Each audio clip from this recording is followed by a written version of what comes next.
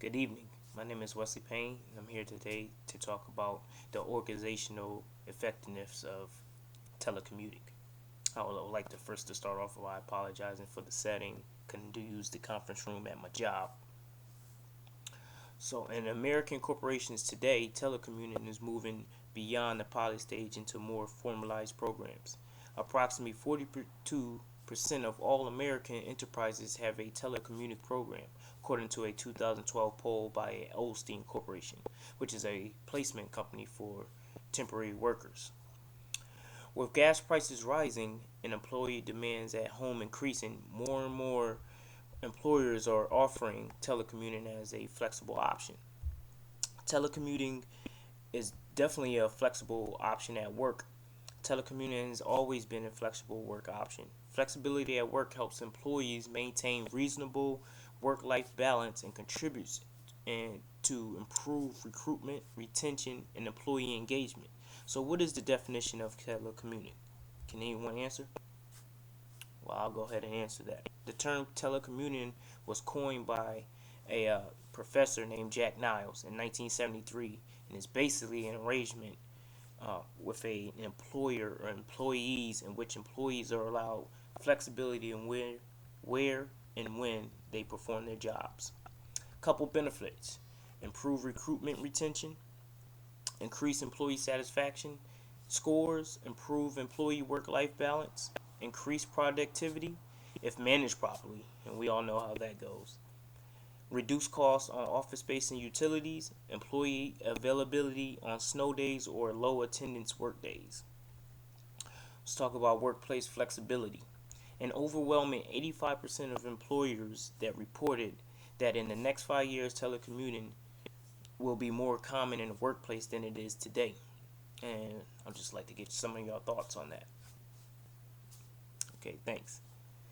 Creative collaboration. As Yahoo's CEO Marissa Mayer cited, people work more productively alone. Working together bring out more collaborative ideas, but best ideas also come by pulling two together. There are a number of ways to establish a workplace for remote employees. Let's take work at home for instance. Employees are designated workspace at home to conduct business. They also are satellite offices. A remote office basically is a location usually placed within a concentration of employee residents, allowing employees from a single company to share office space and reduce the time and expense of traveling to and from main office facilities. And we know how gas prices are rising nowadays, and traveling back and forth can become cumbersome or nerve wracking. Traffic, all the above, any obstacle that may face on your way to work. Neighborhood Work Center provides a workspace for employees of different companies in one location. Each company at a neighborhood work center is responsible for the administrative and technical requirements of its employees. And then we have the virtual office mobile worker. An airport, hotel, car, or other location can be a workplace for employees who use technology to link themselves to customers, the office, and other suppliers. Conserving energy. Telecommuting to work creates a great potential to save energy. There are three major areas where energy can be conserved: are vehicle related materials and resources, for example, fuel and vehicle maintenance; highway related materials and resources, for example, maintenance; and office related materials and resources, such as janitorial services, power, water, and climate control. Organizations with a large number of telecommuters have actually reduced their office space and requirements, and consequently their rents, by selling a policy for telecommuting employees to share desks and other resources company facilities. These type of savings can be recognized when organizations schedule their employees telecommuting days appropriately. Some organizations go as far as to treat office space as hotel suites that can be reserved in advance or assigned when telecommuters check in on days when they commute. In these organizations, an individual's telephone number can be routed to whichever office suite they are occupying. Preserving safety. reduces highway use while prevent thousands of traffic-related deaths and severe injuries every year. Improving health telecommuting reduces stress related to compromises made between family and work, allowing closer proximity to and involvement with family. We all know how we feel about missing days or that baseball game or that basketball game. Well, telecommuting will allow you to be closer to your family of sporting events or any events that you want to do family related.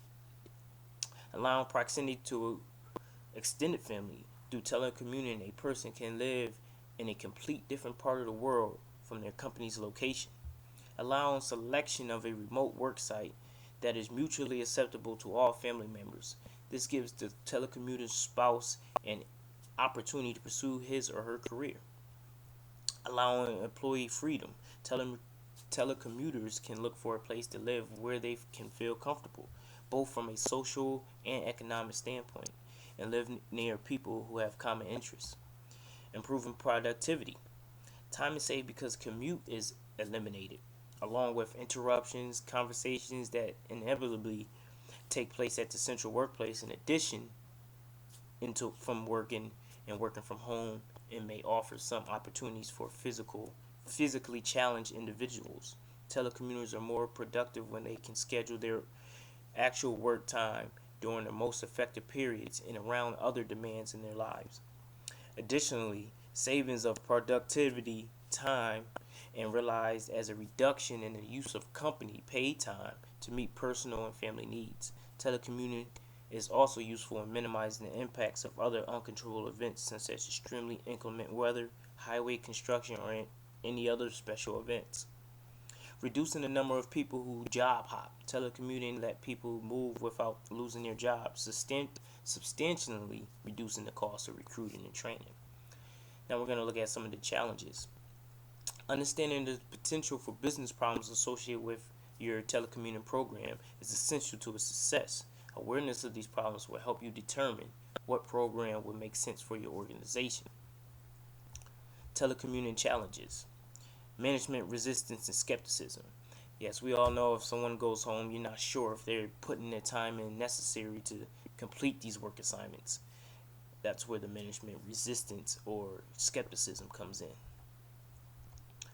Control issues, culture change, startup and operating costs.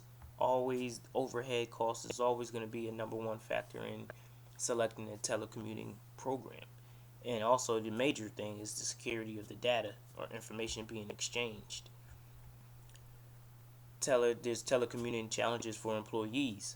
Isolation and lack of interaction with other team members can hold you back from a idea, or you having to get on the phone and get on multiple conference or business calls. Household distractions, chores, children, neighbors, dogs barking, pets, etc. come into play when you're telecommuting. Perceived hindrance of career advancement and less visibility. Yes, you're putting in the work, but does your manager or does the management actually see you doing the work? Reduced living space, also poor staff relationships. Unfortunately, telecommuting interferes negatively with the relationship between teleworkers and non-teleworkers. A study in 2010 by Professor Timothy Golden of the Van Rensselaer Polytechnic Institute, Lally School of Management and Technology, revealed that some non-telecommuters felt less satisfied with their jobs and were likely to quit. They also felt that they had a weak working relationship with telecommuters, in which hindered the overall company productivity. Golden stated that other factors, such as an amount of face-to-face time, interaction, there's job autonomy, and telecommuting could also breed this poor relationship. There's also the idea of career stagnation. Working from home makes it difficult for managers to monitor performance of teleworkers, and people who adopt this work arrangement often find it hard to gain recognition for their efforts through promotions or performance reviews. Some telecommuters do not get a clear performance goals because their managers consider employees who are often in the office to be harder workers. In such situations, the affected teleworker can opt for both in office and at home. Employees who telework may feel pressure to produce more output in order to seem as valuable and reduce the idea that they are doing less work than others. This pressure to produce, excuse me, I'm a little choked. This pressure to produce output, as well as lack of social support from limited co-worker relationships and feelings of isolation, lead to lower job engagement in teleworkers. Additionally, higher quality relationships with teammates decreased job satisfaction of teleworkers, potentially because of the frustrations with the exchange and interactions via technology. However, co-worker support and virtual social groups for team building have direct influence on increasing job satisfaction, perhaps due to the increase in skill and variety of teamwork and increase in the task significance for more working relationships. Now, as I talk about this, I wonder, what are your impacts of telecommuting? Have you had any um, advantages or disadvantages to telecommuting? Well, this has to do with my speech on telecommuting. I myself also have had advantage of telecommuting. There's been days where I've just been sick, and taking time off means I get paid hourly. I don't get paid. But if I can telecommute, I can still get paid for those hours that I work from home, when I can take care of myself without affecting others at work. Well, that's my speech on telecommuting. I hope you guys enjoyed it. Thank you.